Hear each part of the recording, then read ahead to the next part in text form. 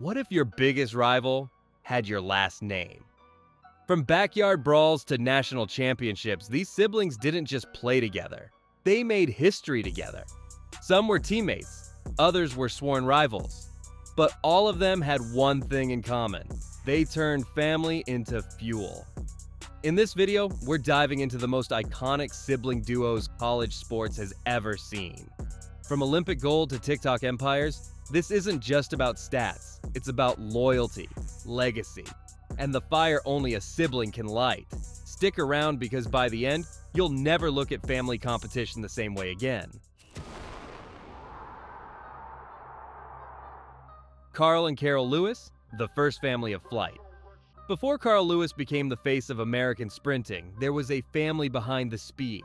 And at the center of it all stood not just one, but two siblings, Carl and Carol Lewis, born into track royalty, trained for greatness. Their mother, Evelyn Lawler, was a hurdler who competed for the U.S. in the 1951 Pan American Games.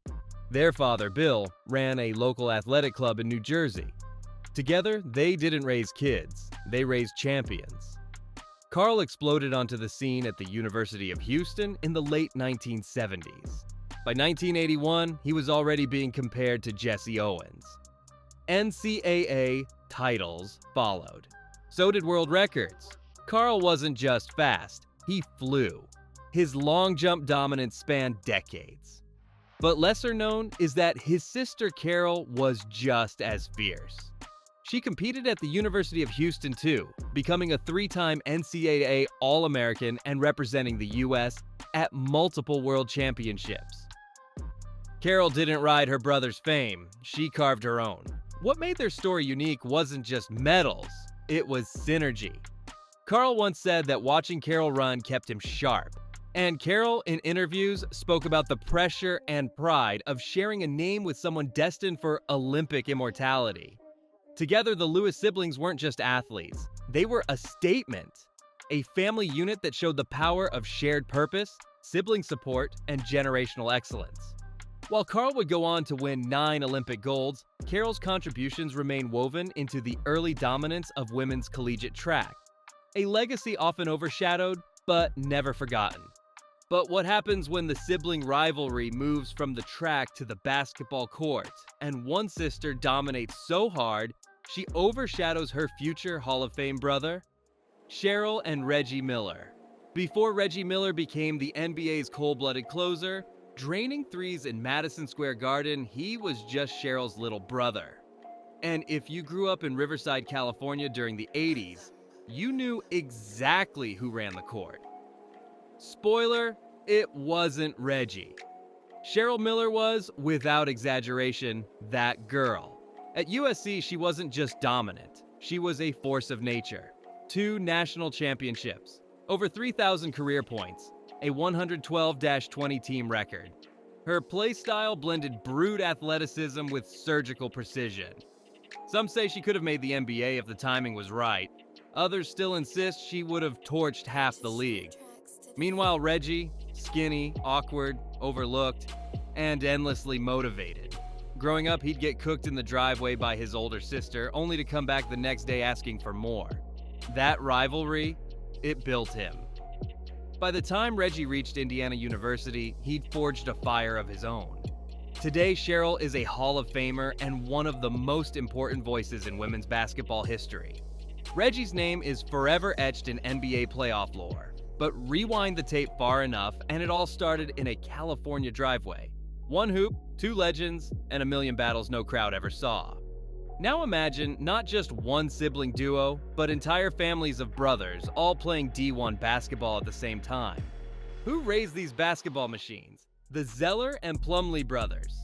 Some families produce prodigies. These two, they mass-produced them. The Zeller brothers, Luke, Tyler, and Cody, weren't just tall. They were built like a basketball blueprint. All 3 earned Indiana's coveted Mr. Basketball title. All 3 played Division I ball. All 3 left a legacy on the hardwood. Luke started it off at Notre Dame, known for his stretch shooting and leadership.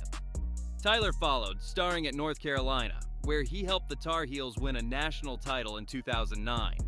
Then came Cody, arguably the most complete, who dominated at Indiana University, leading them to a Sweet 16 and earning All-American honors. It wasn't just talent, it was legacy, and it inspired a generation of Indiana kids to believe greatness could run in the bloodline.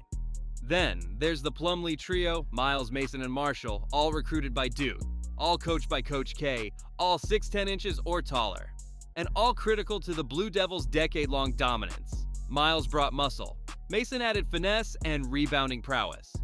Marshall, though the least celebrated, still earned a national championship ring in 2015. In fact, all three Plumlee brothers won at least one NCAA title, something even the Zellers can't claim. Between them, these families redefined consistency. They weren't built on flash or viral moments. They were built on fundamentals, discipline, and unrelenting work ethic. But beyond the numbers and banners, the real story is how their names became synonymous with collegiate excellence. You didn't just scout a Zeller or a Plumlee, you respected the brand. But what if the greatest sibling rivalry wasn't on the hardwood, but on center court? And what if both sisters went on to become legends? Venus and Serena Williams. Before they were global icons, they were just two sisters practicing serves on cracked public courts in Compton.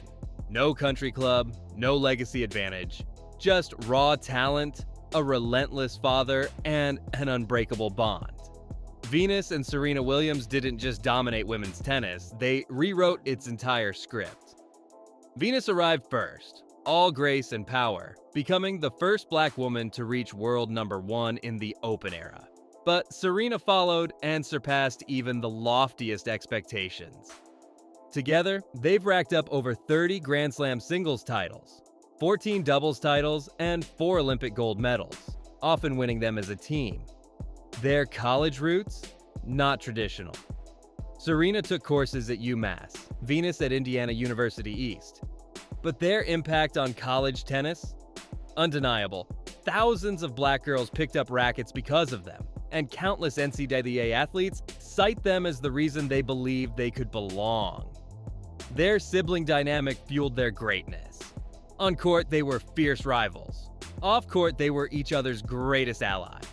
Serena once said, "There would be no Serena without Venus." And that wasn't humility, it was truth. But their real legacy? It's not just trophies, it's transformation. They broke down racial, cultural, and economic barriers. They gave tennis a new face and an attitude. Two sisters, one family, and a game forever changed. Bob and Mike Bryan.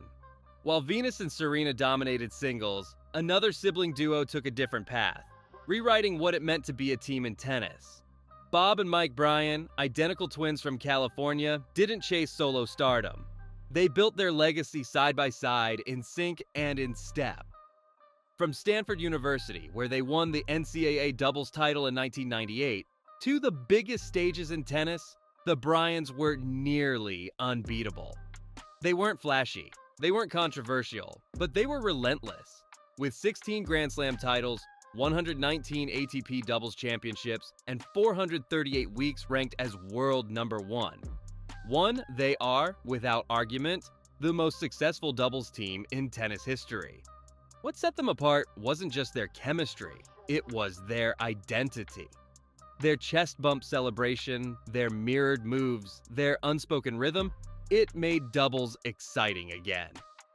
In an era where singles stole the spotlight, the Bryans proved doubles could be just as electrifying. And at the core of it all? Brotherhood. Bob once said, "We know each other's next move without saying a word." That connection made them dangerous. It also made them beloved. They turned teamwork into an art form, and they made it cool to win together. But what if we leave the court behind and head to the dirt tracks of Ethiopia, where three sisters turned distance running into a dynasty? The Dibaba sisters. In Ethiopia, one last name is whispered like a myth on running tracks: Dibaba. Not one athlete, not two, but a dynasty of sisters whose feet seem born to fly. Ejigayehu, Tirunesh, Genzebe, and cousin Derartu Tulu didn't just run, they redefined dominance in distance running. Together they've amassed 16 Olympic and World Championship medals, countless world records, and a legacy unmatched in the sport's history. It all began with Ejagayahu, the eldest, who won silver in the 10,000 meters at the 2004 Athens Olympics.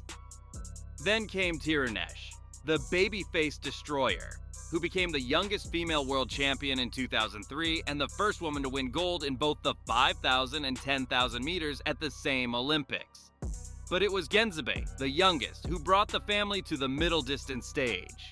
In 2015, she shattered the 1,500 meter world record, a feat untouched for 22 years. What makes the Dibaba story miraculous isn't just the medals, it's the magnitude. No other family, male or female, has ever accomplished this in global athletics. Their secret? Humble roots, brutal training in the highlands, and an unwavering belief in each other. Even in their silence, they moved the world. They rarely sought the spotlight. They just ran faster than everyone else. The Dibaba sisters weren't just born into greatness. They passed it down like a relay baton, each leg more breathtaking than the last. And across the world, another pair of brothers was racing. Not just for gold, but for each other. How far would you go to help your sibling finish? Alistair and Johnny Brownlee. In the brutal world of triathlon, where swimming, cycling, and running break even the toughest, Alistair and Johnny Brownlee didn't just survive. They soared. Two brothers from Yorkshire, England, who turned sibling rivalry into Olympic glory. Alistair struck first. In London 2012, he blew past the field to win gold. Johnny, just seconds behind, took bronze. 4 years later in Rio, Alistair defended his title with Johnny close again, earning silver. The Brownlees became the first brothers to share an Olympic podium in triathlon history. But their legacy wasn't sealed by medals. It was sealed by a single unforgettable moment. In 2016, during the World Triathlon Series in Mexico, Johnny collapsed from heat exhaustion, just meters from the finish. Alistair didn't hesitate. He grabbed his brother, slung his arm over his shoulder, and carried him across the line. He gave up his own chance to win. That clip went viral worldwide, not for sport, but for love. Because in a race where everyone runs alone, the Brownlees proved something bigger. That greatness isn't just about winning, it's about who you refuse to leave behind. They were teammates, competitors, champions. But above all, they were brothers. And that always came first. Some played side by side, others faced off. But every duo proved the same truth. Greatness hits harder when it runs in the family. Which sibling story moved you the most? Drop a comment and tell us who deserves the title of the most iconic.